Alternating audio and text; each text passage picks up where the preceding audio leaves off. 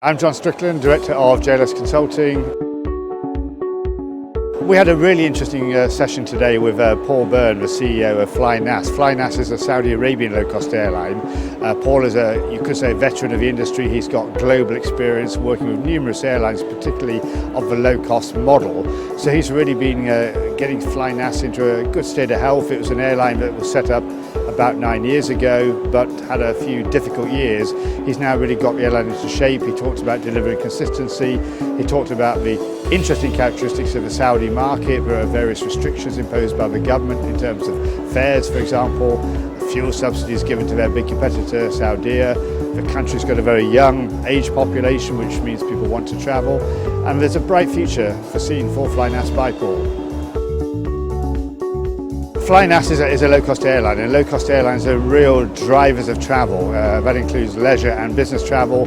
The Saudi Arabian market is one which has been somewhat kept within a straitjacket under previous regulation.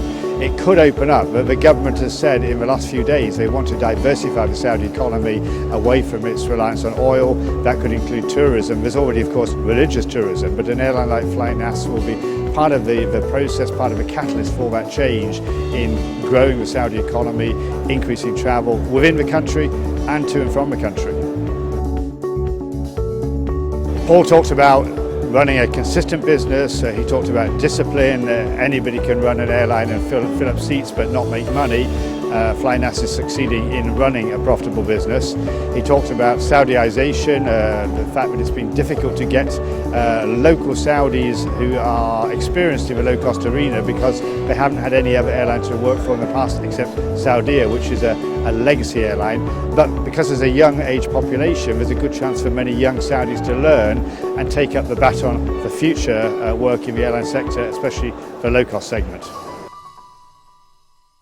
The next 12 to 18 months in Saudi Arabia should be interesting because the government has opened up the market. It's liberalising somewhat. It's giving licenses to other operators. There have been two who have been waiting to start flights there during the last couple of years. Saudi Arabian Airlines, Saudi, announced themselves only in recent weeks they will establish their own low-cost carrier in 2017 called Fly a Deal. So lots of changes happening in that market.